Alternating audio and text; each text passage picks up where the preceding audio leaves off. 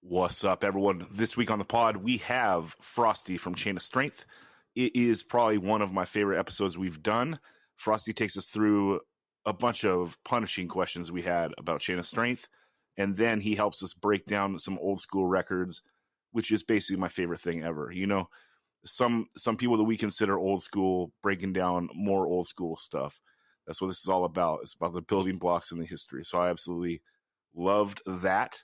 Also, just want to say on November 20th at the Ventura Theater, that is the Big Bob Memorial Show. Ill Repute, Stalag 13, False Confession, Dr. No.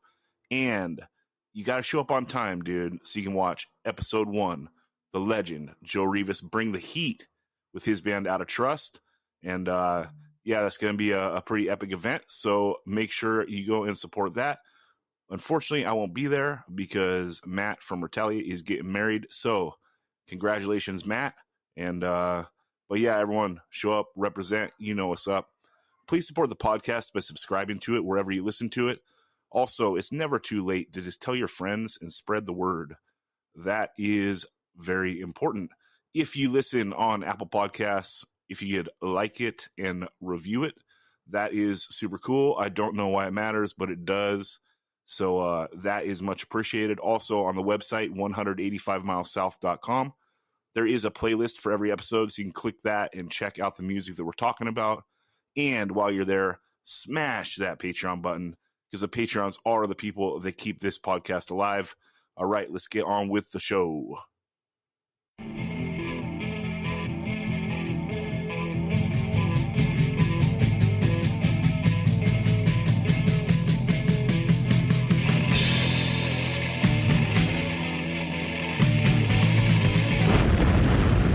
"185 Miles South", a hardcore punk rock podcast.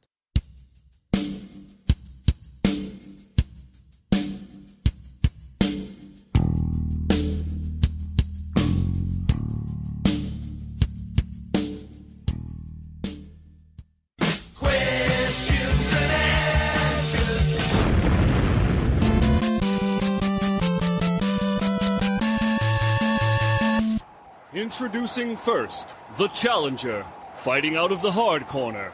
From Oxnard, California, he fears no riff. He fears no spliff.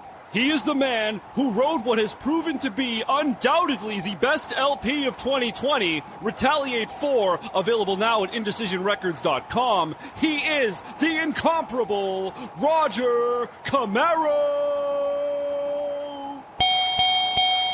And his opponent, fighting out of the core corner, from parts unknown, weight unknown, reason he didn't pick Minor Threat in the Straight Edge Super 7, unknown. It is the reigning, defending, undisputed 185 Miles South trivia champion of the world, Daniel, these questions are too easy, Sant!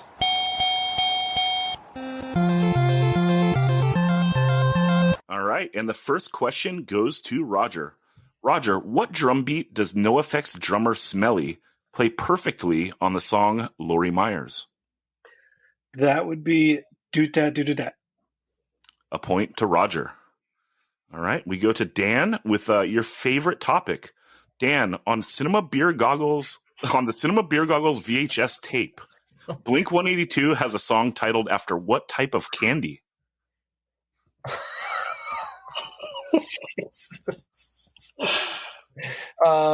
God, let me go into my fucking brain palace.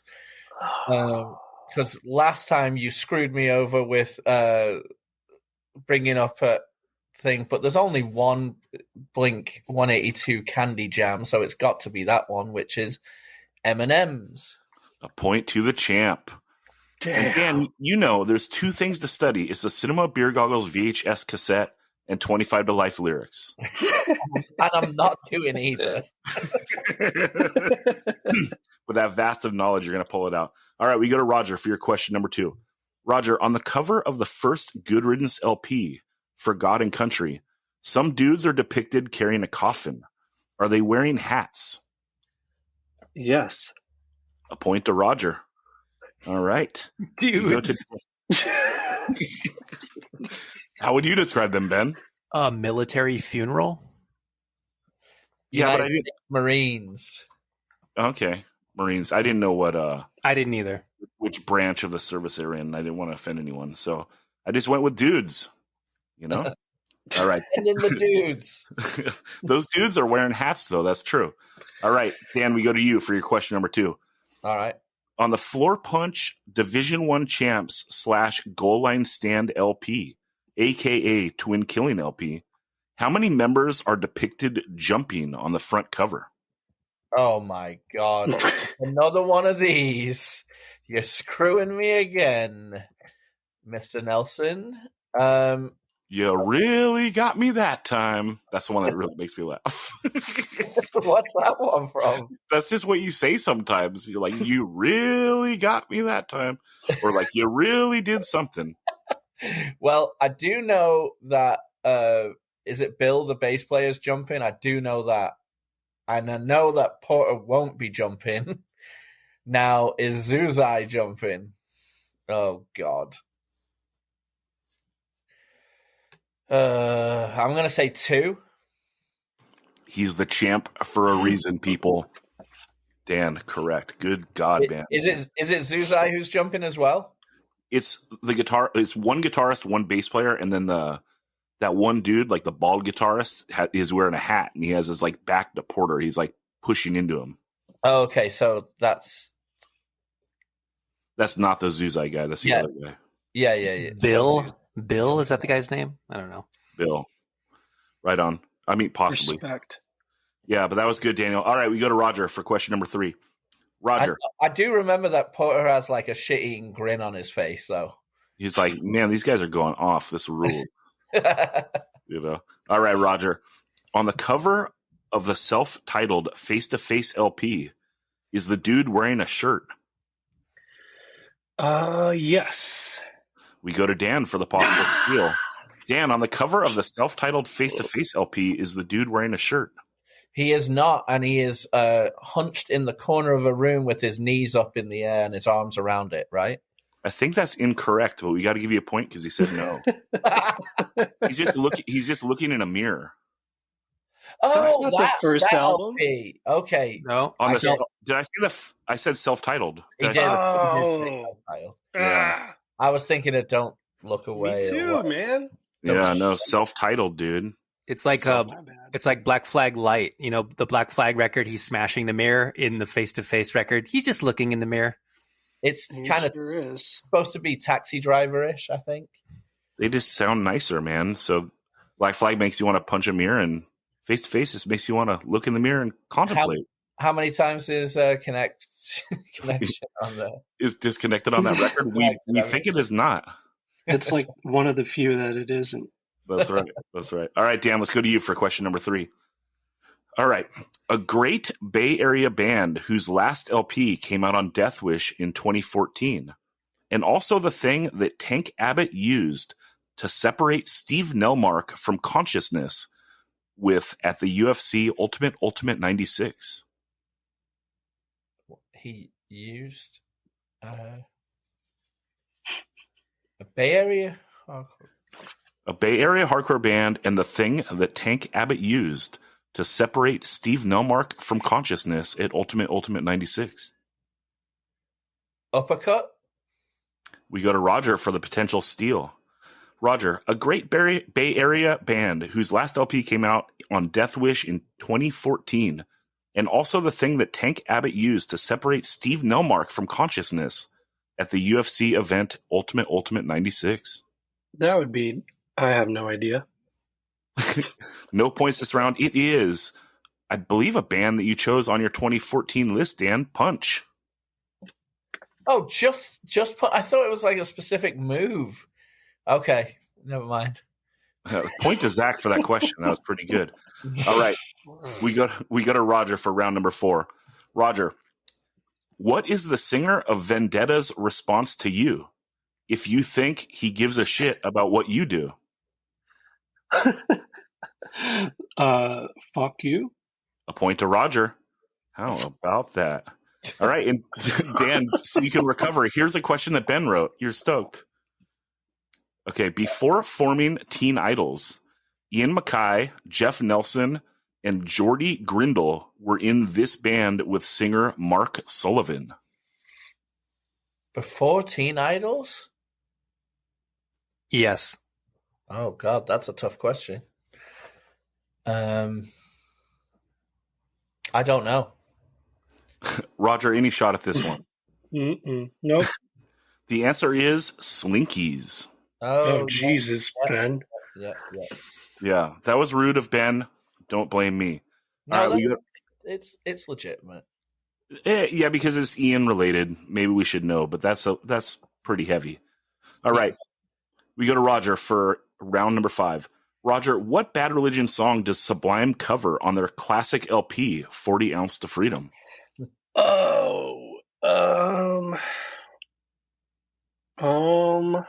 Shit. I should know this. Is it Fuck Armageddon, This Is Hell? We go to Dan for the potential steal. Dan, what Bad Religion song does Sublime cover on their classic LP, 40 Ounce to Freedom? I hate that I know this.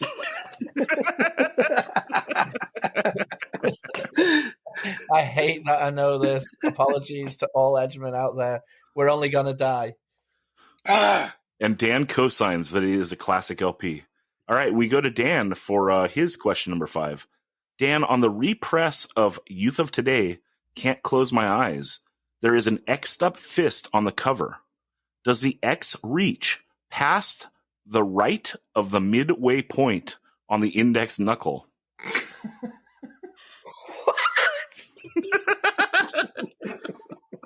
So it's like going over onto the finger, is what you're saying? Ben reworded it because he thought my wording was more fucked up than that. So, Ben, you explain. You're looking at the fist, and the fist is up in the air. So left to right is the ink going past the midway point to the right of that knuckle, of that index knuckle. You know, this is one of the, we've had some really bad, ridiculous questions, and this isn't even fast food related, and this is that bad. I'm going to say yes, it is going over the knuckle. We go to Roger for the potential steal. Roger, on the repress of Youth of Today, Can't Close My Eyes, there is an X'd up fist on the cover. Does the X reach past the right of the midway point on the index knuckle? No. One more time, Roger, please. No. A point to Roger. All right.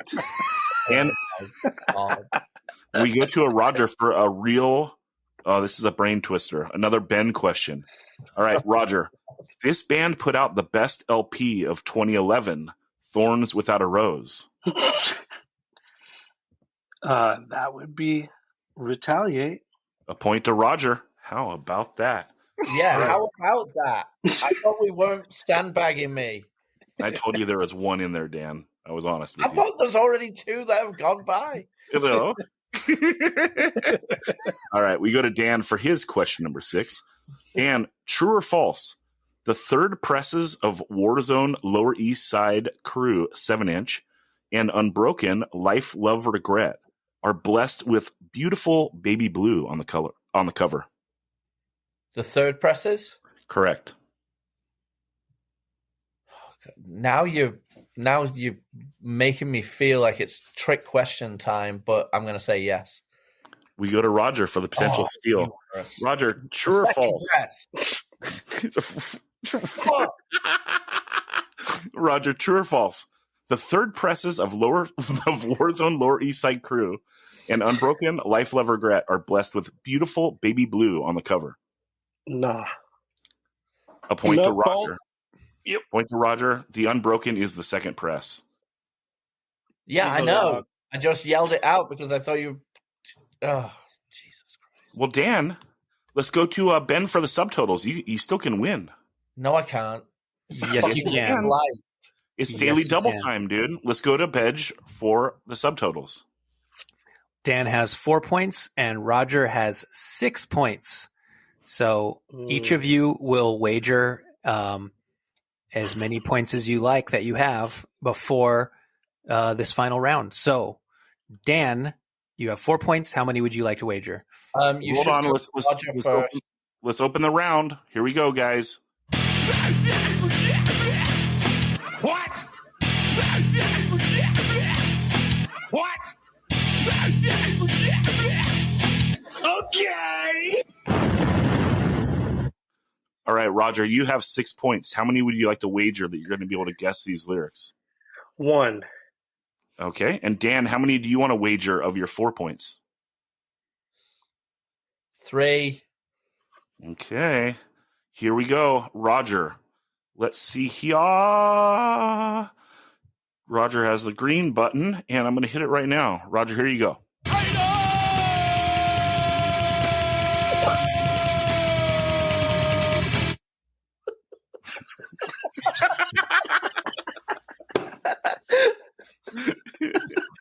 Let me play it again. Here we go.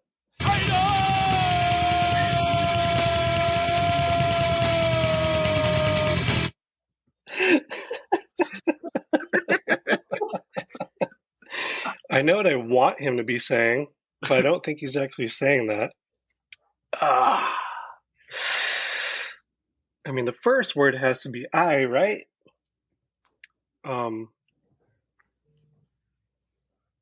I love? Is he just yelling I love?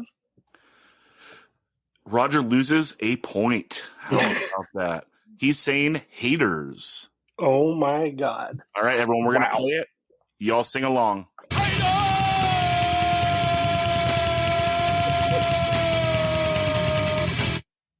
Can you Of please course. give us Of course. the backstory to why? What's the line leading up to that? There isn't. That's the chorus. That's just oh my God! It's great. It's like one of the 2 great late 25 to life songs. That one and Fight Dirty are great songs. Okay, Dan, we're going to go to you. Let's see here. Got to hit that yellow button, and let's go, Dan.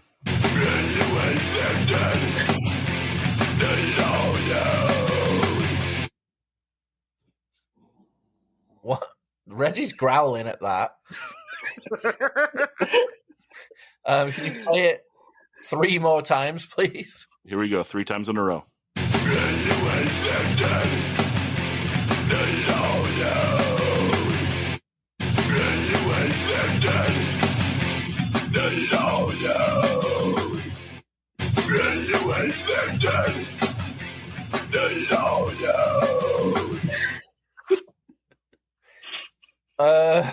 Oh my God! Oh my God!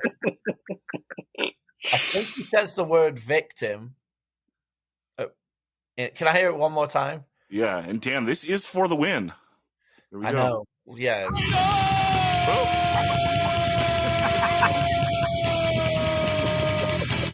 Wrong button. I know. Yes. Thank you for that, Ben. Appreciate it. Here we go.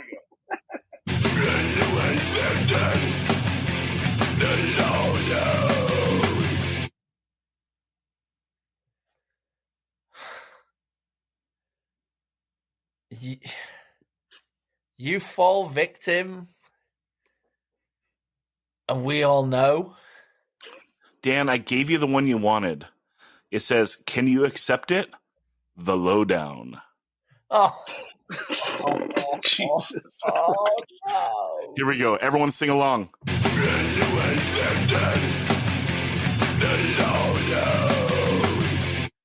All right. Let's go to ref. That's it. He does say that. And I would like to send the first one that you had Roger guess towards you for the sandbaggery of these questions and the giving Roger a question about retaliate. It is just straight. You are not the lowdown. I'm giving you the lowdown. Ben gave you an Ian question. You whiffed. All right, Ben, let's go to you for the final scores. Well, Roger had 6 points. He wagered 1. He did not get the answer right because nobody to date has gotten one of these 25 to life lyric questions correct. Not one. So 6 minus 1 equals 5. Roger ends with 5 points. Daniel had 4 points. He wagered 3. He did not get it correct because no one gets these correct ever, ever, ever. 4 minus 3 equals 1. Dan is left with 1 point, which makes Roger the winner. Oh boy. Congratulations, Roger. Oh boy. Hey man, you are the champ. I've been listening. I keep track. I'm still undisputed. That's true. Roger's beat him twice, but Dan is still undisputed. So what's up? Way to go, dude. What's up, everyone? This week on the pod, we have Frosty from Chain of Strength. What's up, Frosty? How's it going? Yeah, man. So stoked to have you on. Everyone, we're not going to touch on everything, so check out the Ryan Hoffman interview in the archives. We go through like the long story of Chain, but we just wanted to pick Frosty's brain and have fun. So that's what we're doing. But Frosty, we do got to start them how a lot of them start is how do you discover punk and hardcore? Well, it like a lot of guys kind of my age, it usually starts with a few things. Usually an older family member. Kiss is usually involved. Devo and skateboarding. So yeah, I kind of started out really early listening to music. Through my parents listened to like a lot of music. We had a big, huge stereo console, 70s style in our house. So I was kind of exposed to a lot of music early on. By the time I got to maybe 8 years old, I was listening to Kiss a lot because of my older cousin. So that was like one of the first like real big, huge rock bands that I was really into. So I was pretty obsessed with them. Just had like, collected a lot of stuff, even really early on at a young age, just, really into the band. I got to go see him in 1979. My mom and my aunt took my cousin and I to go see him at the LA Forum on the Dynasty tour, which kind of a lame era for them, but I'd already been into him a long time, and I was just kind of super stoked as a kid to go see him that early on and that young. So I think Kiss is kind of sometimes for people is like the gateway to punk because they're just so over the top. But by the time I got a year or two older than that, I started by sixth grade, maybe like 1980. This is like 1980, 81. I was into like started liking like other like AC/DC and Van Halen, but that also kind of led to some other more new wave bands, and especially Devo. That was like a huge thing for me at the time. Like Police, Stray Cats, B-52s, Go-Go's, Adam and the Ants, like just a lot of bands like that. My family, like we were one of the first families that had a VCR. We actually bought a VCR to record Kiss Meets the Phantom of the Park, which was and I mean a VCR back then was like a big 3-foot by 2-foot piece of like a machine with the top eject thing, and like you had to press play and record to record it and everything. It was like a big deal to get one of those back in the day. So it's kind of that was like a big thing. So we recorded that show, which was like a big thing. My cousin was actually in that at the concert that they filmed that in at Magic Mountain, so it was pretty cool. So by then we were kind of recording like a lot of different stuff, like late night television, cable shows, and different things like that. And one of the things we recorded was like Devo's kind of documentary, The Men Who Make the Music, and there was like another one like De-Evolution. So we had those recorded. I might have seen like Erg, A Music War at that point, maybe like Quadrophenia, and then we had just a bunch of other like random stuff recorded, like maybe Police concerts and like things like that. So so really just like into a lot of new wave stuff that was sort of like just sort of around at that point, just that era.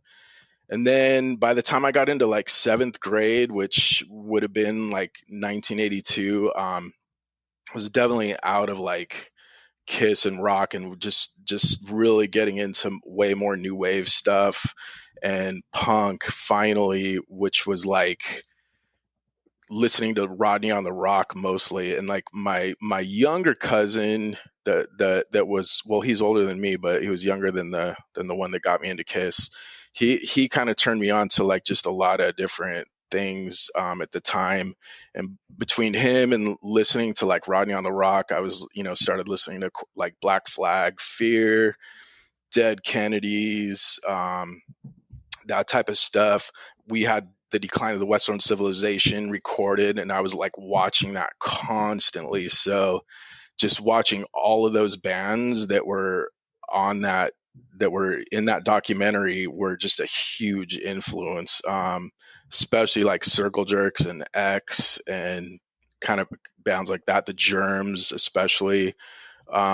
Those were just like huge things. So by then I was also getting like a lot of records. Like my first like punk records were probably like Black Flag, Damaged, or Jealous Again, Fear the Record, kind of things like that. Circle Jerks, just a lot of like, definitely influenced by like a lot of the LA bands at the time. So by then I was kind of like, starting to dress like a punk, sort of, going for that style, going into 7th and 8th grade, and then started like meeting like punks and stuff. The other thing that was a big influence back then, right at that point, was skateboarding. So I was, Skateboarder magazine ended like probably around the like late 80, and then this other magazine started called Action Now, which was kind of incorporated like other sort of extreme sports and stuff. Skateboarding had already been like kind of on the decline a little bit. There was still a lot of skate parks and a lot of things kind of going on with that, but they ended their magazine. So that magazine had like a lot of different things in it. I remember reading articles on like 999 and like some other things, maybe Dead Kennedys and some other type of things like that. So just getting like a lot of information from that, listening to Rodney on the Rock, starting to become like a punk rocker. And do you start to learn to play at the time that you're being into punk like this? Yeah, so had already been taking guitar lessons kind of like from an early on, like maybe even like starting in 6th grade, just starting out on acoustic guitar. And my mom was always and dad was always really supportive of music in our family. My sister played piano, and I was already taking guitar lessons kind of at that point. Basically, like eventually I got like my first electric guitar, which was like a Les Paul copy, called a Hondo, which was pretty funny. But yeah, so that was kind of how I started music. By 8th grade, I was already like really into punk. I still hadn't really been to a show yet. And I was but I was already buying like a lot of the records and totally dressing the part and just definitely really into it. May of that year, my mom took a friend and I to go to the US Festival out in San Bernardino, and we saw the first day, which was with the Clash. So that was like a huge monumental moment for me to see the Clash, and there was like a lot of new wave bands that played that day, like including Stray Cats and like Wall of Voodoo, I don't know if Flock of Seagulls played that day, but he was like Men at Work and some other bands and stuff. But kind of seeing the Clash, even though it was kind of the later end of their career and sort of at the end, it was still pretty amazing to get to see them. So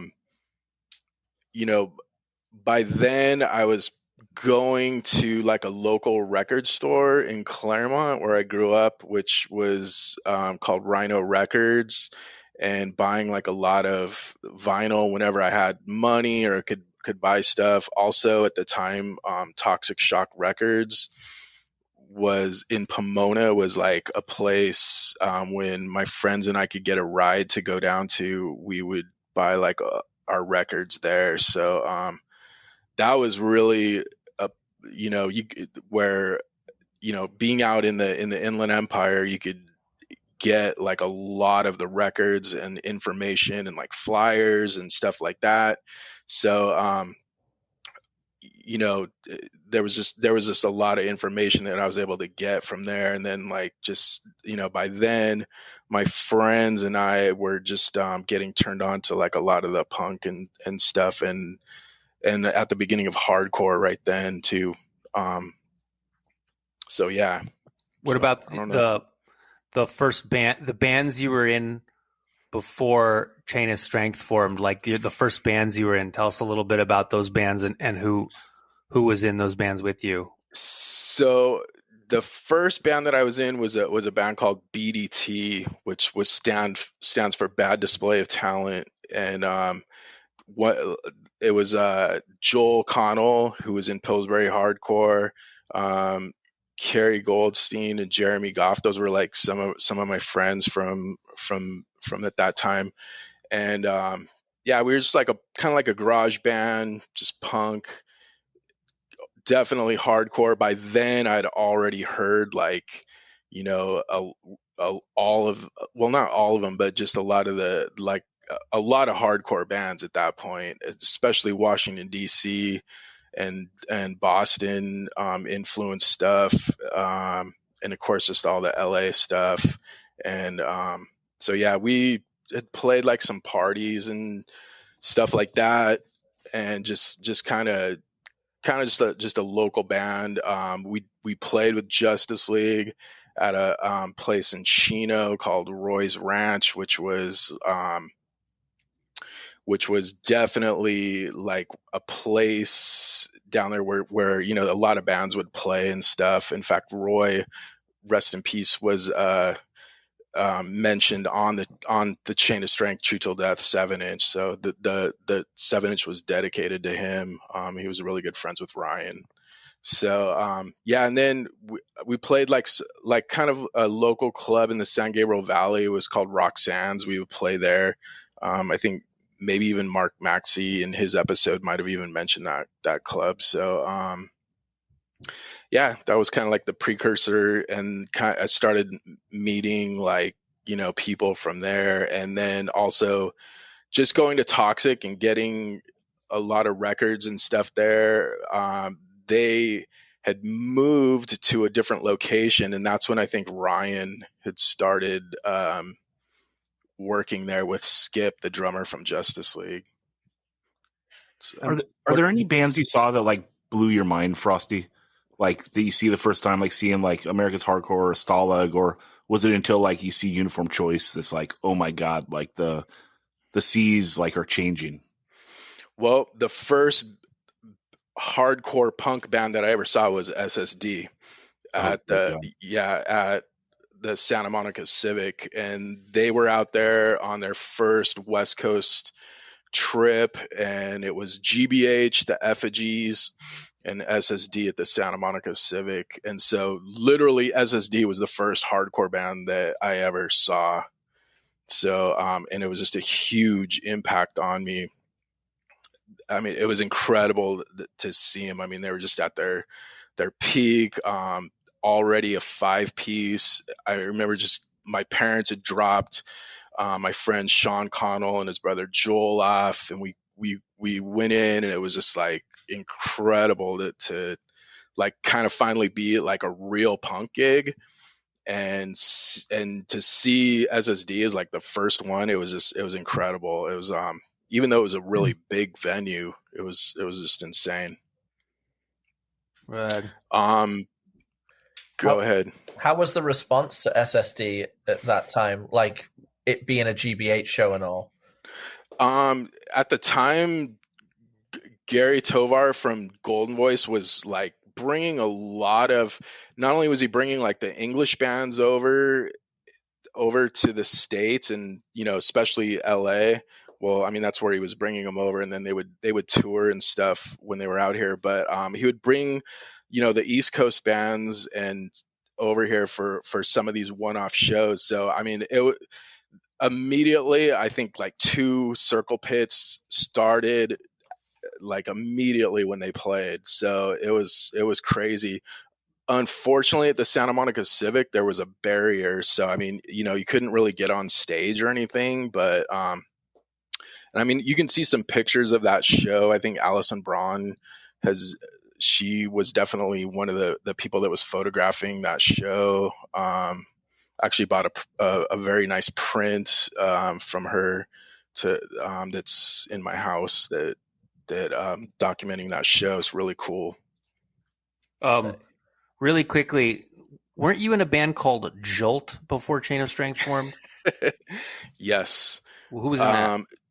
Okay, so that was Sean Connell from Pillsbury Hardcore and PHC. He actually played drums in that, and then our other friend Eric Egan, also AKA Egg, who was like a local Claremont guy that we grew up with. Those were just like my homies, my friends. They were just like hardcore, kids, and we just were like skateboarding and just buying records, going to shows and stuff. At that time, Pillsbury was I think still together, or maybe PHC, but that was like a project that we did. Just kind of, I wasn't really in a band at the time, and Sean was doing his band, and Egg and I were just trying to do a band and stuff. So I think he kind of helped us out, and it was just like a project basically. Was there a rivalry between Inland Empire and Orange County at the time?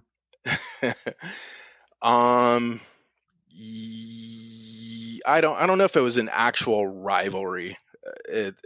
I guess it depends kind of who you ask. I mean, it's yes and no. I mean, I don't know.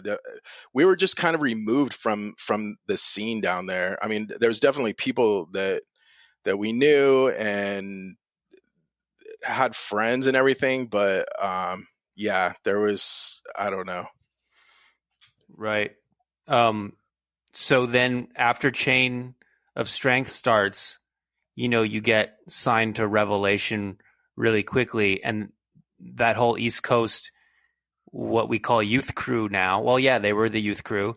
Is that something you guys identified with, or did you just kind of get absorbed into that, like being identified with all those bands? Was that did you try to be like, a youth crew style band, or did that just kind of fall on you? I think, well, I mean, we were always just going for pure hardcore. I mean, that's what Chain was. It was all about like hardcore. I mean, at the time, that's kind of what it was definitely the youth crew scene. So I mean, and we were a Revelation band, so of course, I mean, there's no doubt that Chain was like a youth crew band. So absolutely. Right. But you were like fans of Youth of Today before you had any real formal connection to them, right? Or how'd you feel? Of course, yeah. Okay. I personally loved Youth of Today. I mean, I was already a huge fan of them before even getting on Revelation.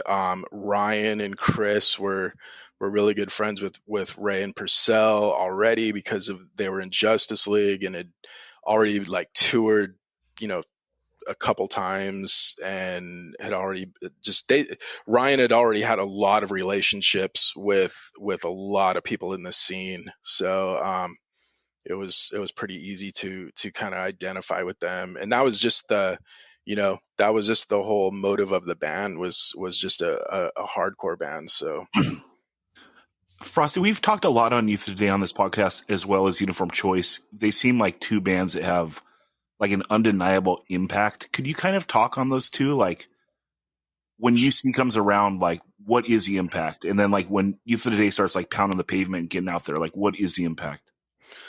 I mean, they were a huge impact. Especially Uniform Choice on the West Coast. I mean, I saw Uniform Choice at Oscar's Cornhusker in Azusa, where the front cut where Gavin Oglesby, did the cover art for the photo that was taken from there. They played with Government Issue that night. It was incredible. So Uniform Choice was just like at the top of their game, and just a huge Southern California band. I mean, we loved them. They were awesome. So, I mean, obviously just going to shows and like seeing all their shirts and everything, it was just like, they were just definitely one of the bigger bands to see at that time for sure. And then Youth of Today, I mean, to me, when I first heard them, there was like a lull in hardcore. It was like the mid 80s, and I had been kind of just searching for like true hardcore. It was a lot of the bands at that point had either gone metal or just went in a different direction or just kind of a little bit more alternative. So when a band that came out that was just on fire and just was like all about hardcore, that's what I was like searching for. So it was a big thing when the Revelation records, when the 7-inches first came out, it was like, oh my God, this is what I'm like looking for right now. I mean, whatever you think about the Warzone first 7-inch, the Lower East Side Crew, I mean, that was like, oh my God, this is awesome. This sounds like Agnostic Front. It was killer to me to be able to. That and the Together 7-inch were like incredible. So I love those records, and it was just cool to have like the spirit of like real hardcore again. And it was just it was a breath of fresh air. Ben talked about you getting lumped in with like the youth crew bands. You also get lumped in with like all the straight edge bands, but a lot of like the straight edge bands in the 80s, like they have members that aren't straight edge, and that's how Chain was, right? Yeah, I mean, yes. Not every member in the band was straight edge, including myself. So I think you kind of go look back historical. There's a lot of straight edge bands that didn't have straight edge members, but I mean, I can tell you this, the band was a true straight edge band. There was at the time, I mean, I was 19 when I was in that band. So there wasn't anything going on at the time. I mean, we were all really about that and true to what the band's philosophies were. So I don't know. I think there's quite a bit of bands that had non-straight edge members over history. Yeah, Frosty, this is not a hostile crowd because I love that. I love that the guy that wrote the greatest straight edge song of all time is not straight edge. So what's up, Dan? What's up, Daniel? Take it. Zach always refers to you as his spirit animal, and I think this has a lot to do with why you are 100%. Yeah, hardcore spirit animal. That's why. I've heard you say this before. Yes. Yeah, I'm sorry to make you blush, Frosty, but hey, it's true. You don't get to choose. I do. Yeah. Well, Frosty, if like you were putting it down in a very youth crew kind of sound and scene on the West Coast, How was it going to the East Coast, bringing like West Coast sensibility, West Coast style, but also playing the same kind of youth crew music that was on fire over there? How were you guys received, and how did you find it? I feel like it was, I feel like we had to go over there and kind of prove, what we were about. I mean, a lot of we weren't really. I think a lot of people were kind of like, "What's up with this band?" at first, because where did they come from?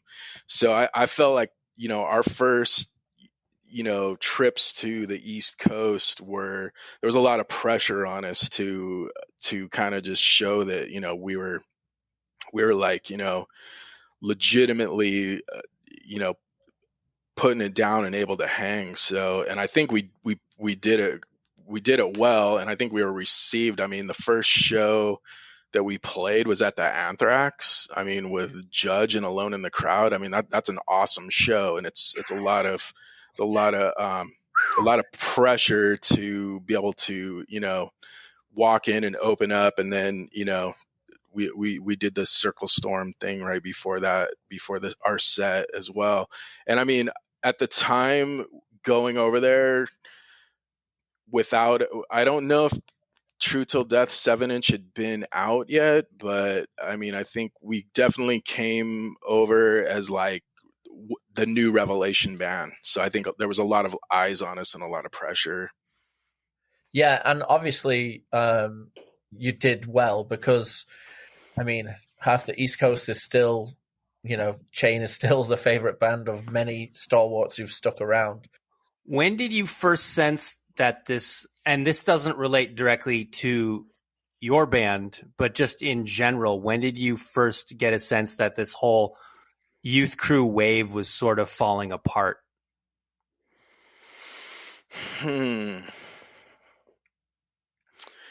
Probably around 1990 or 91, definitely by then.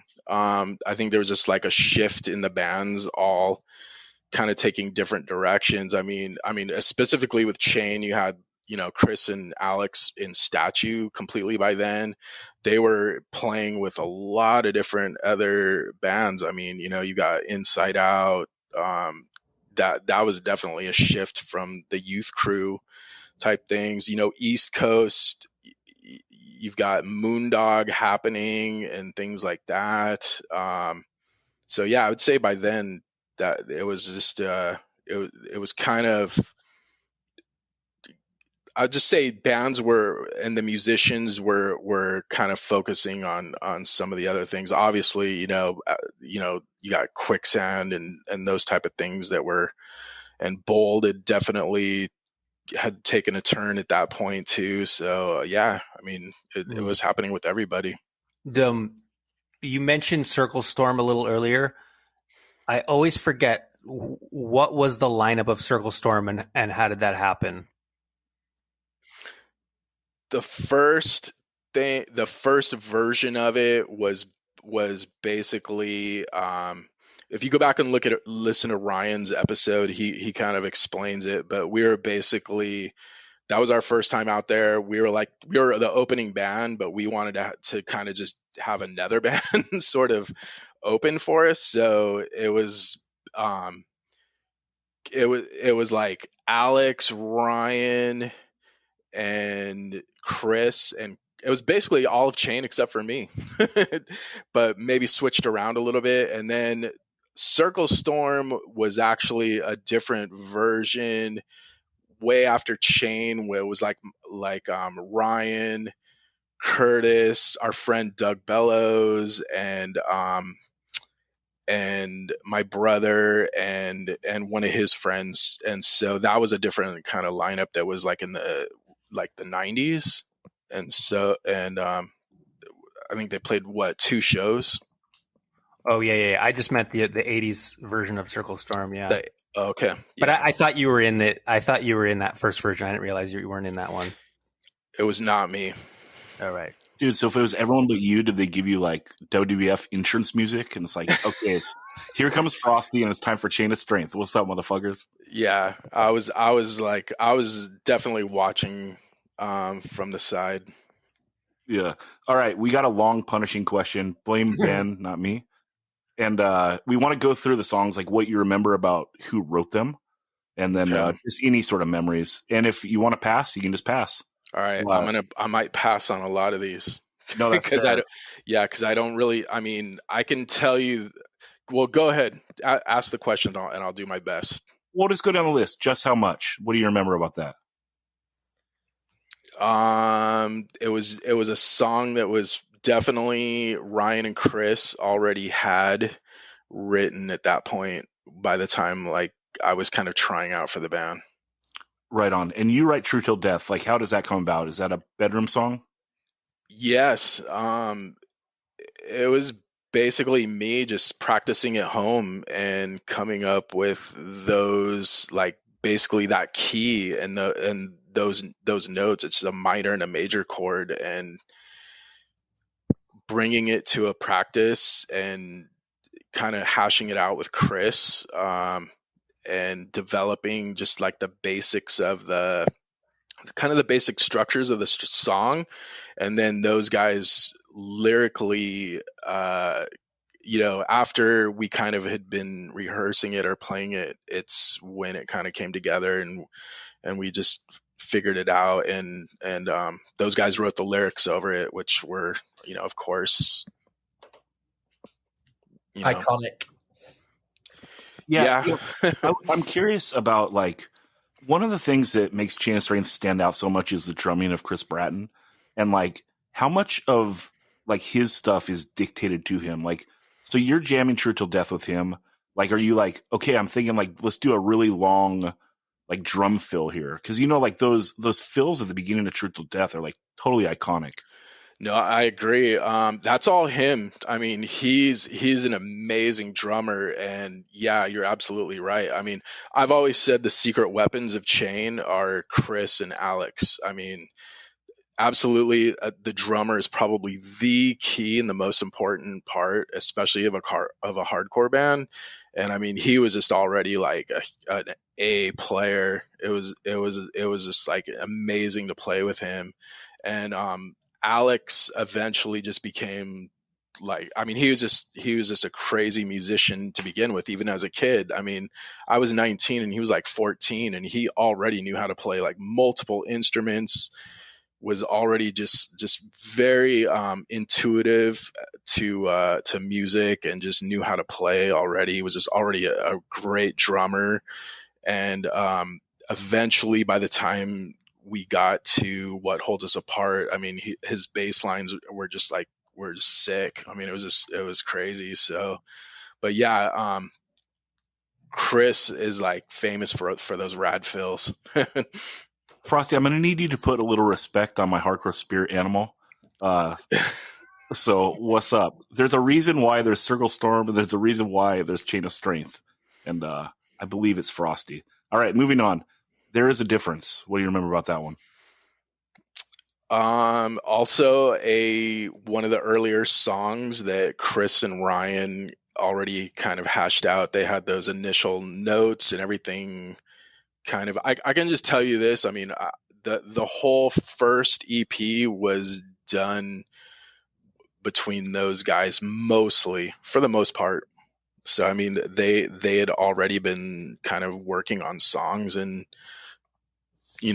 kind of playing some of that stuff a little bit together. Who was writing the lyrics? Sorry. Sorry. It's all good.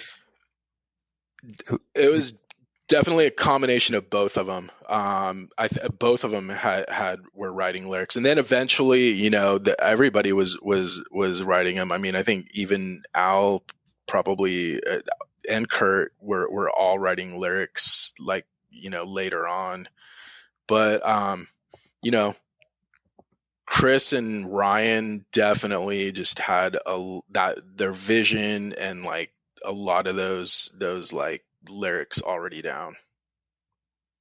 How does it feel like the first time you hear like that bass line of Never Understand and like the way it kicks in with the drums? Like, is that just like, hell yeah, I get to play this shit? Yeah. I mean, that song, definitely all of them. I mean, every one of those songs was just like so fun to play. It's just, I don't know. It was awesome. Completely stoked. Was Let Down about 7 seconds? Basically, yes. Yeah, I mean, obviously the line is in there, about it took you 7 years. I mean, and obviously that was a nod to then, but the whole theme of Chain is about being let down and about betrayal and about, some of the older hardcore bands that we saw change and go in a different direction. And that was the whole theme of the band, was to basically, the spirit of like, of a youth crew band basically, and to have, just be about hardcore again. Yeah, I mean, we love it on the pod, like the hardcore diss track, right? Because everyone gets it back. Like, you guys got it from a band called No Reason. They're a Buffalo hardcore band, 1998. So it all comes around, dude. It's all good. It goes in cycles. Yeah, that's for sure. Best of Time, same thing, early song? Yes. Yeah. Right on. All right, next 7-inch, Too Deep Until Now. And again, like, with those drum parts, like, what do you remember about, like, jamming that? And, like, was anyone dictating? Or, because if the drum parts are so, like, integral to that song, like, it's almost Chris has to, like, write the opening part then, right? Yeah, I mean, I can't really remember how that specifically came about. I mean, a lot of these songs started with just riffs. And so at that point, I would say Alex and Ryan were collaborating like a lot of these riffs together. And so, and yeah, I'm not really sure exactly. And I would hate to misquote somebody and like say this guy wrote this and this guy wrote that, Right. Let's go through the last 3 on that 7-inch. If you remember who wrote any of them, the space between hurts to ask and through these eyes. Was that Alex and Chris as well, or you said there was a few other? Kurt was coming in with lyrics at some point as well. Yeah, definitely. I would say, they were. It was still kind of Ryan and Chris and probably Alex lyric wise at that point. I mean, I don't know exactly which ones Kurt kind of wrote, but yeah, Right. it's hard to tell. It's a little fuzzy from back then. And then the last 2 would be the instrumental that ends up being in Impact when lyrics are put to it years later.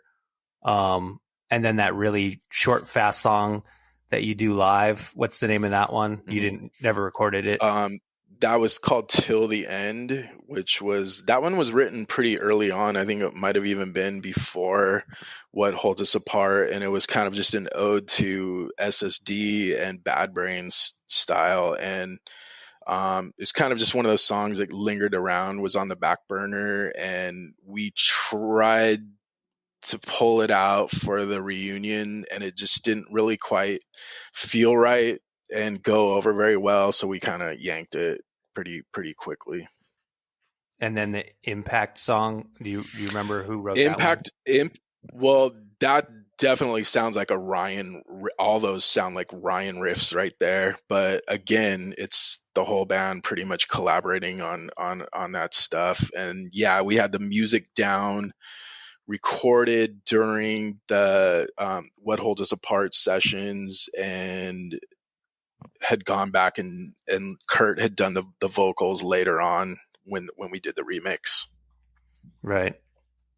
Well, Frosty, thank you for letting my friends punish the shit out of you right now. I am going to bring this back to some serious pod business. Okay. And I am going to ask you something that we tortured ourselves with a few months back. Which 7-inch do you like better? The Rev one or the Foundation one? Oh my gosh. Man, that's really hard to say. Hey, You it know, hurts to ask. it hurts to ask. It definitely does. You know, both of them have their definitely their qualities to them. I mean, I love them both. I would probably say only just out of the pure, just the first start of the band and the feeling of the band, I would say it's True Till Death. Just because it's to me, it's just like it's the beginnings of the band. Definitely awesome photos, the layout, everything. It's got the Revelation star, green vinyl, clear vinyl. Just it's a really cool 7-inch altogether. So yeah. Rad. I hear you. I hear you. But I agree. yeah. But I mean, I love What Holds Us Apart too, because we had progressed at that point and completely they're completely two different EPs, and like I kind of even almost acknowledge them as like different little eras of the band, because we had just, really gone to a little bit more melody and melodic, and we'd just been playing together a little bit more, way more accomplished, way more into DC at that point. I mean, we were always into the DC sound, but at that point we were definitely just full bore into it. So, Yeah.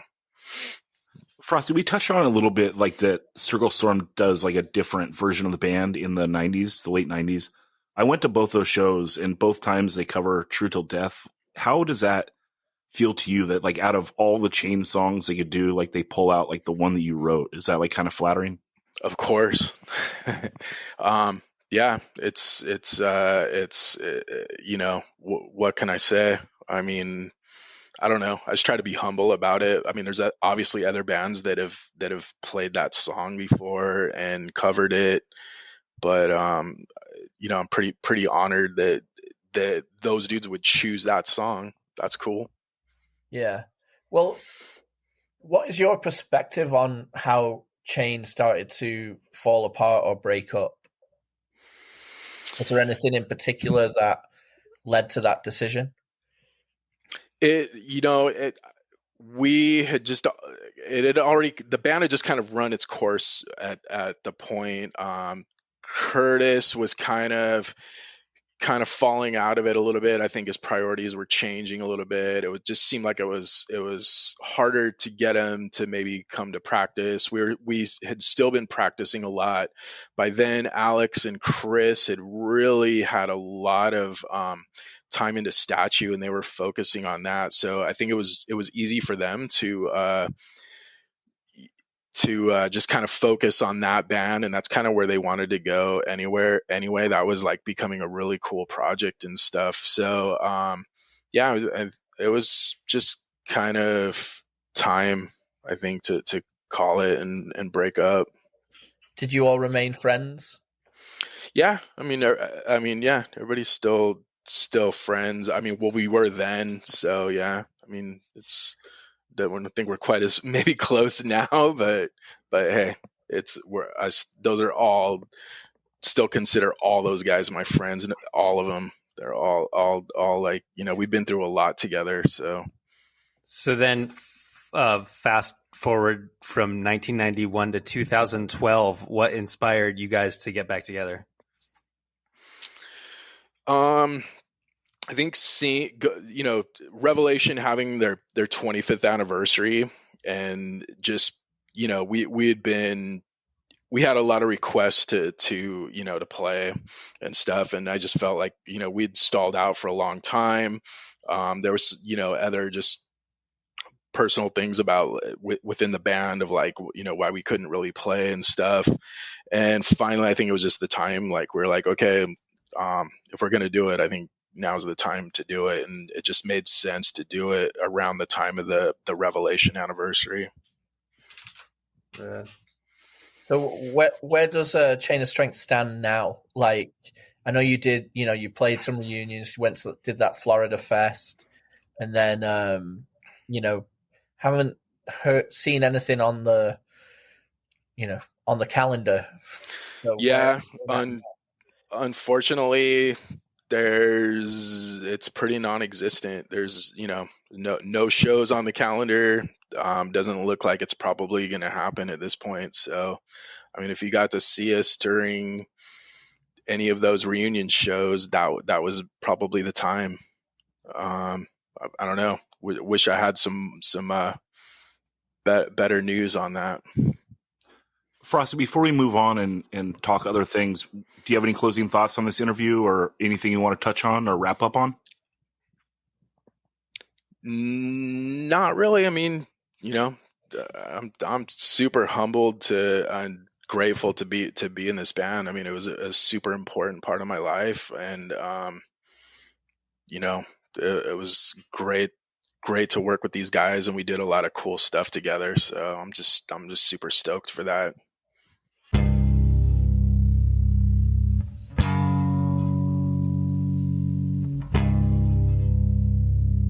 The fight lasts for hours, each ram battering the other dozens of times.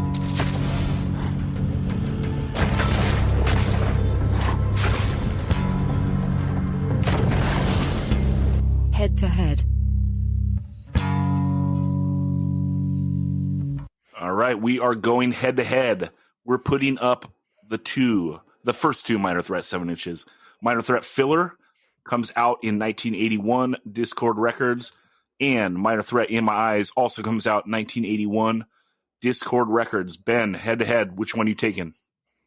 Well, the first 7-inch has twice as many songs, so it's kind of unfair to compare them, but I mean, whatever. It is a good comparison because these records were recorded mere months apart from each other and they sound very similar.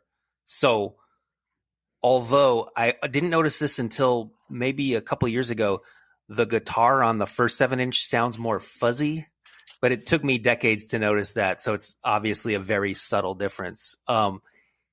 Everyone is playing equally well on both records, and Ian is equally pissed on both records. And I think the big difference is, other than, they do a cover song on the second one, they do I'm Not Your Stepping Stone. But the song In My Eyes is like a prog rock opus by 1981 hardcore standards. It's like this epic, sweeping song with lots of parts. It might even be more than 2 minutes long. But it's also one of their most pissed off songs ever. So doing a song that ambitious actually paid off for them. And my favorite Minor Threat song ever is on the first record, though, which is the song Seeing Red, lyrics by Jeff Nelson. And Zach's favorite song is on the second one, which is Guilty of Being White. So what more can be said about this band? It's all classic, but that self-titled 7-inch, or at Filler as we call it, is just slightly more classic. Nice needling, Ben. Way to make it awkward, because that song is awkward as fuck. I mean, I don't know. Anyway, Frosty, what's your take? Well, I would definitely agree with Ben in that the Filler 7-inch, the guitar tone is, to me, that was always a killer fuzzy guitar tone that Lyle had. The overall, the sounding wise from that 7-inch, it's definitely like it just seems like fuller. You can hear every instrument. The production is really good. As a guitar player, I mean, just the admiration for Lyle's style, that like just listening to that strumming on that record is incredible. It's insane. I mean, I don't even know how you even put these two EPs up against each other. They're both the most classic hardcore 7-inches to me, in my opinion. They're insane. I mean, the first one has the song Minor Threat, which I think the actual song might be one of the best hardcore anthems ever recorded. I mean, it's kind of just insane. The first EP, just even looking at it, the cover, which by the way is actually Alec Mackay and not Ian Mackay, which maybe some people may or may not know. which is Alex's second actual cover on Discord, and this is only Discord number 3. So I mean that's pretty cool right there too. Just that cover. He's also allegedly sleeping in that photo, which is kind of crazy. The In My Eyes 7-inch, to me, the song In My Eyes is probably one of the greatest hardcore songs ever written, and I'll agree with Ben on that too. It's just like, I mean, just the way it starts out, it's the tempo changes in it, it's way more dynamic. It's definitely more angry. It seems like he's got Ian's got a lot more to say on it. That song alone on this record is just the strong point. And I've also seen several set lists where this is actually the song that they close their set with. So I mean, that right there is just telling you this is like one of the signature songs of the band, and all, and kind of the theme of their band. It's also got the song Out of Step on it too, which is pretty controversial and was actually changed for the Out of Step 12-inch. Some of the lyrics were changed with the adding the I in there and stuff. So I don't even know how to even choose between one of these, but I'm actually going to go with In My Eyes 7-inch, just because of the song In My Eyes, and pretty much that alone right there. I mean, that song is just incredible. My favorite Minor Threat song is actually Stand Up, which is on the Flex Your Head comp, which kind of don't really get to talk about between these two right here. That to me is one of the best Minor Threat songs ever right there. Just lyrically, sonically, and just that song alone, just everything that it's about is like just a really solid track. So, but I'm going to go with In My Eyes. I love it. Dan, what's your take?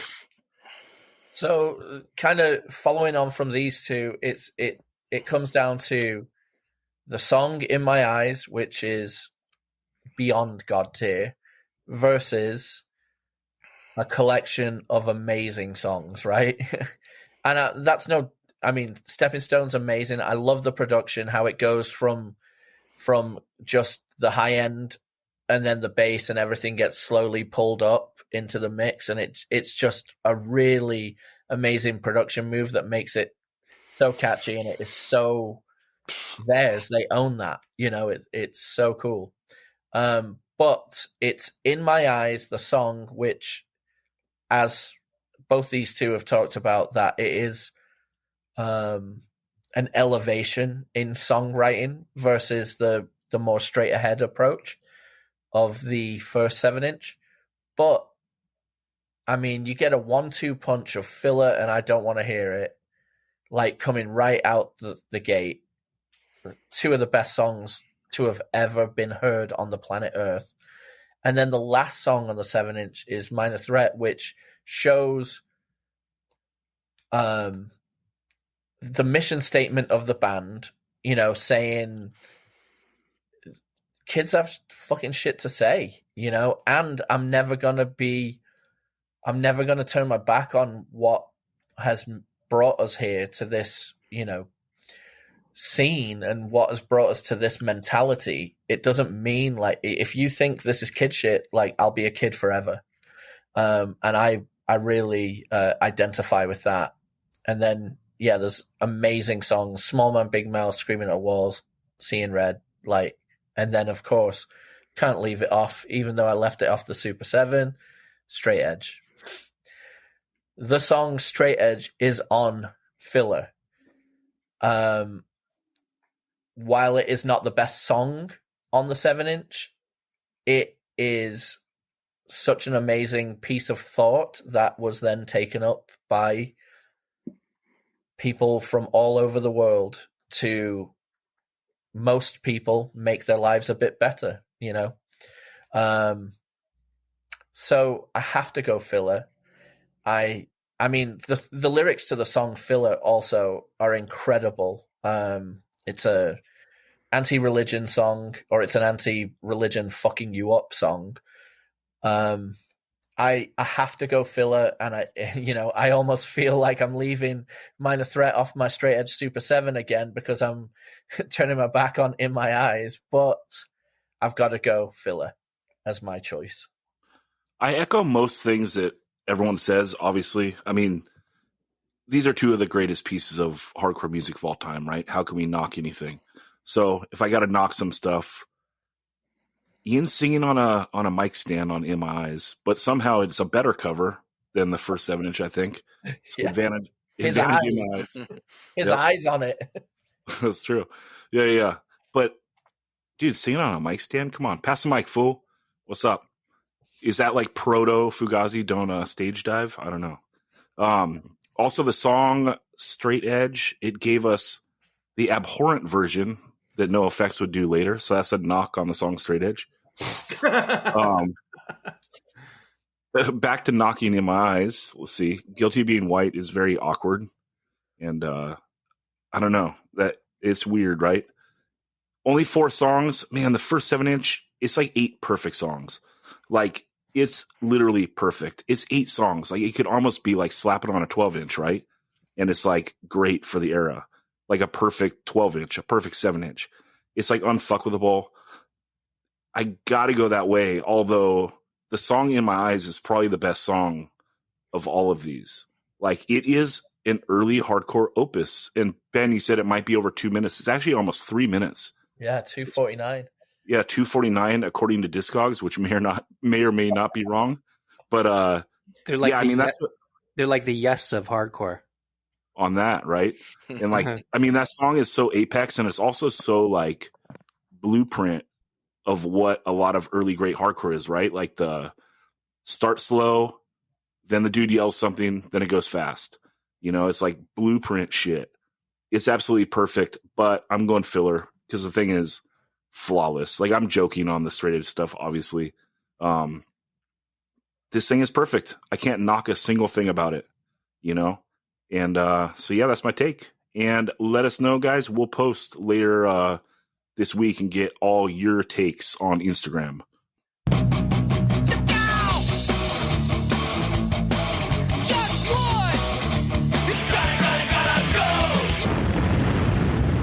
All right, one's got to go. We're doing 4 old school classic 7-inches. Ben, what are our choices? Well, today we're going to do Agnostic Front United Blood 7-inch versus Antidote Thou Shalt Not Kill 7-inch versus The Abused Loud and Clear 7-inch versus Urban Waste. I always thought of this as a self-titled 7-inch, although Discogs seems to think it's entitled Police Brutality, but it's the Urban Waste 7-inch. You all know it, released in 1983. I think all these records came out in 1983, and these are all New York hardcore bands. So it's a very apt and even comparison that we're doing. So who wants to take it first? Yeah, this is a super even matchup. This is brutal, but that's why we do them, right? Dan, what's your take? Okay, so United Blood, we've talked about United Blood and the importance and the quality and the fact that sometimes it gets overshadowed because Victim in Pain comes around the corner. But United Blood, Jesus Christ, it's amazing. You know? And then we've also talked quite a bit about the Thou Shalt Not Kill 7-inch because we had a big debate of, well, what 7-inches are as equal to this? Because, you know, I said it wasn't God tier to me, and it offended everybody else that was speaking on it at the time. But God, it's got so much personality, you know. It's got variety, and it's got Arthur Googie, you know. So then you've got The Abused, Now, this is probably the worst recording of the 4, in my opinion. But Jesus Christ, it's got some bangers on it. It's got some hits. It's got Drug-Free Youth, and it's also got a picture of an awesome Drug-Free Youth vest on the back. Or on the lyric sheet, possibly, I can't remember. And it's also got a shirtless Mosher smashing through a wall, which is also fantastic. I gotta say that this record was a long. It took me a long time to get over in my heart, but geez, it's way in there now. Like, you know, this was a slower burn compared to the others. And Urban Waste, what I really love about that is the recording of this, like in the same year as the others. It's like, yeah, it's a bit muddy guitar and drums ish, but the vocals are out front. It's got kind of a little bit of a Reagan Youth kind of vibe to the vocals as well, like because they're loud but they're snotty and hard. But oh god, now I got to choose. That was just a little rundown of why I like them all. For me, even though the Abused 7-inch isn't as good of a recording, in my opinion, as the Urban Waste, I mean, I can't live without the Abused 7-inch now. And basically, Thou Shalt Not Kill and United Blood are untouchable. I can't go for either of them. So I'm going to bring the Abused into the fold, and I'm going to say sorry to Urban Waste, even though Police Brutality, Public Opinion, oh my God, amazing songs, but I'm going to have to let that one go. Yeah, I'm backing Daniel here, and I got to just say the Urban Waste 7-inch is actually 1982, I believe. My bad. And no, it's all good. I would have thought they were all 83 as well. And they still might all be 83 because I'm just going off Discogs, dude, so who knows. But the song Ignorant on the Urban Waste 7-inch is rad because this is 1982 New York hardcore, and that beat they do on the beginning of it is kind of like the proto of like what a lot of early 90s New York hardcore would be. So it's kind of sick that like there's something so early kind of doing that, like a hip hop type bounce beat. I was going to say the same thing. That beat is totally kind of out of character on that whole 7-inch, and it really kind of makes it kind of unique, and it's pretty cool. It almost sounds like something DJ Shadow would sample or something. It's crazy. And here's something wild about that I just found out right now. This record was recorded at Power Play Studios, which is where lots and lots of classic 80s New York hip hop records were recorded. And I'm certain I mentioned Power Play Studios in my book. And I just learned that today, right now. There you go. Yeah, I mean, I would like to shout out to the listener. Yeah, my part, Dan. I want to shout out to the listeners too. Like, if you guys can come up with anything that's earlier that does this beat, please let us know, because this is like the earliest that I can find it. And so, you know, there's lots of smarter and better historical people than us out there. So reach out if you can find this beat earlier. But this whole 7-inch rages. I'm going to lose it too. I'm agreeing with Dan because like the other ones are just too close to my heart. Like I thought that I would lose United Blood because, like Dan said, Victim in Pain is it's like perfect, right? So it kind of overshadows United Blood in a way. For us, it came after, right? Like I'm sure that if I was there when United Blood came out, it would be like, oh my God. But because I heard Victim in Pain first, it's a little hard going backwards. But United Blood just has so many bangers on it. Like I can't lose it, even though I don't like the recording is a little distracting to me. The Abused stuff I've always loved. I think that they got booted by Lost and Found in the 90s, and I had it then because I don't remember a time in my life where I didn't have this stuff, and I absolutely love it. Like the Just Another Fool song is like one of the greatest hardcore songs of all time. I totally agree. That's my favorite song. Dude, it's absolutely perfect. In fact, it might be my favorite song across all 4 of these 7-inches. So I can't lose that either. Antidote, we know, it's nothing but bangers. It's like talking about Minor Threat filler, where it's like, this could be an LP and like stand by itself. That's how that Antidote is. So it sucks to lose a 7-inch that rips as hard as the Urban Waste, plus has like a sick hook of like, whoa, it has like this proto shit on it, but I got to. Frosty, what's your take?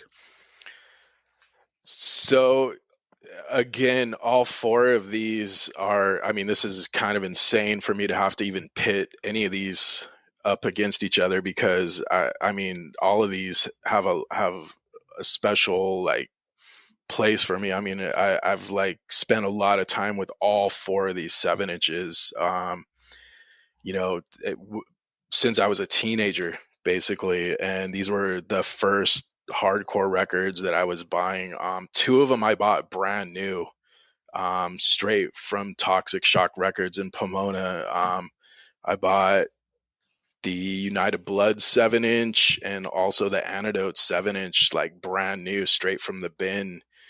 So, and then the other two were acquired very shortly after, like at record swap meets. So, I mean, I've had these, you know, original copies of all of these for quite some time. Starting with United Blood, I mean, that is just like one of the most quintessential New York hardcore 7-inches. I mean, it's like, you know, I don't know, recorded at Dawn Fury.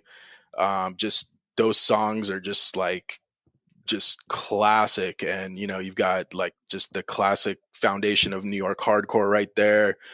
You know, Vinny and Roger, you got Rabies on drums. Just like, you know, songs like Final War, you know, Last Warning, the song United Blood. Also Agnostic Front is just like a special band for me. I saw them, you know, pretty early on. I saw them in 1985 in Pomona at 12XU Club, which was like where the old Toxic Shock Records was back then. And it was just like one of the most amazing gigs I've ever been to. It was insane. So, I mean, I don't even know how I could even cut that record out of all four of these.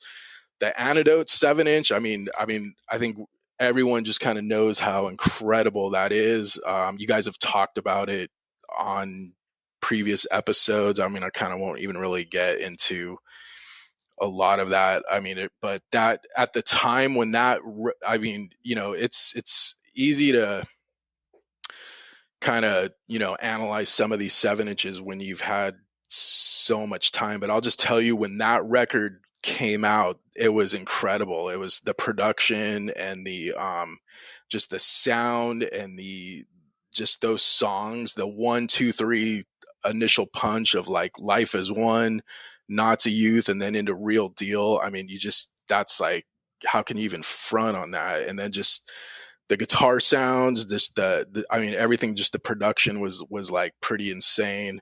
The cover art, which was like the first kind of exposure to seeing, you know, maybe some Krishna type related stuff. That piece is called The Law of Karma, which is a kind of a classic piece, and it was one of their friends that did the art. I mean, it was pretty cool. It was just something to like you know, see at the time that was ahead of like a lot of different things that would come down later on in hardcore. And then yeah, as Dan said, you know, you got Arthur Googie from the Misfits on drums. So it's man, I don't even know what to say. And then with the Abused, I mean, man, God, just straight off the bat, I mean, to me, the man, you've got Kevin Crowley. His vocal style is just so deep and growly, and that just the opening song of Loud and Clear is just like off the hook. It's just so solid and huge. And you know, you just got some big anthems on there. You've also got the song Watch Out, which has some Youth of Today lyrics in it, and you can kind of see where some of these, where they probably drew some influences absolutely directly from this band. There's no question. Just the whole spirit of this band is like so cool. Also, just a note, the singer Kevin Crowley was the guy that designed the actual New York hardcore logo with the X and the NYHC. So, and then his art on all of this and the flyers that he did for the band was pretty cool, man. I just really into that.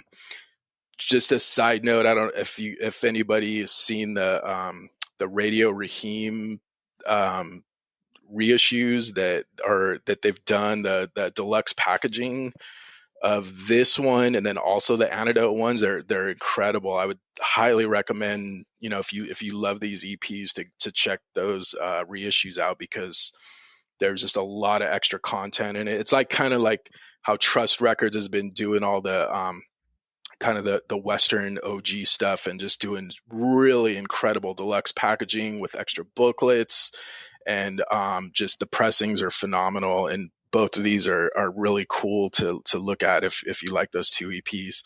And then Urban Waste, I mean, I absolutely love that 7-inch.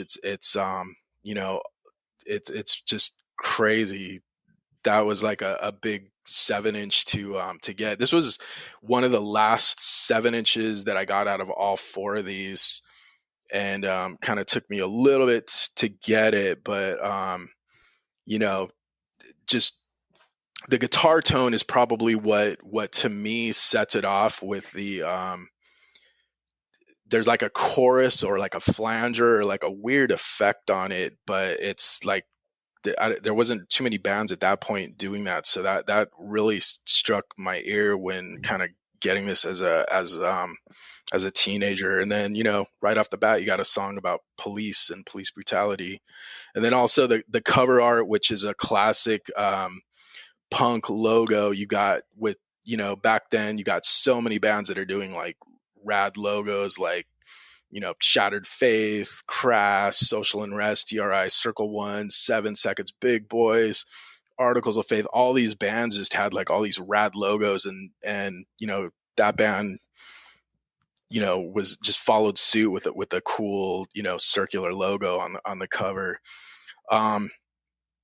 Man, I'm gonna go with both Dan and Zach. I probably would cut this one though, just because for the same reason. The other three are just so like, I don't know. Those ones were just, I don't even know how to explain it other than that those ones just edged it out just a little bit more. I love all four of these. Like, I mean, they're all equal in my opinion. I love them all four, but I mean, if I'm gonna be forced to do one, I guess it would be Urban Waste. It hurts, but you got to do it. Ben, what's your take? Urban Waste sounds, and I think they did come out in 83, because if you click on the 82 one, it's a test press. So maybe it was recorded in 82 and then came out in 83. It was recorded in 82 and came out in 83. Okay.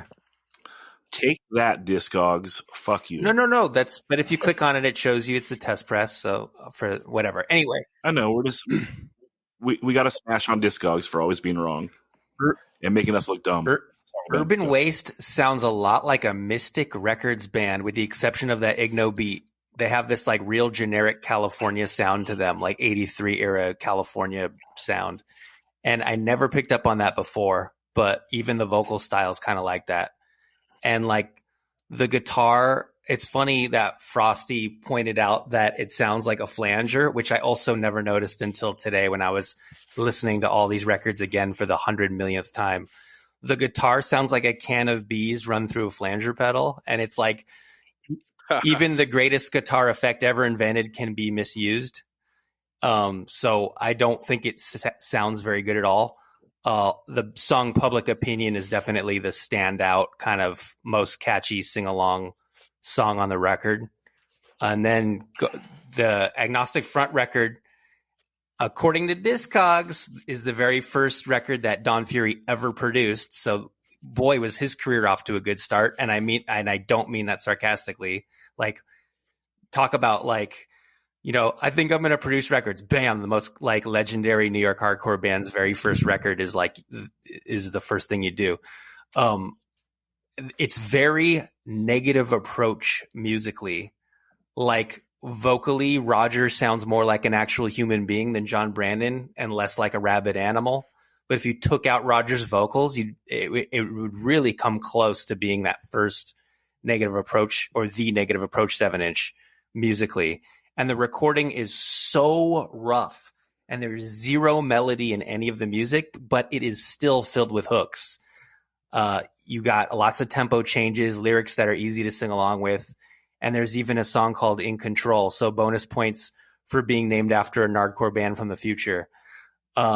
Antidote is like a slight cut above everything else. It's pretty much the same level of rawness, but there's more going on with the drumming and guitar playing than the other bands. And the vocals are also more unique. Like up to that point, I don't think there's anyone that sounds like the Antidote singer. Obviously a big influence on Ray Cappo and Eric Ozine later on.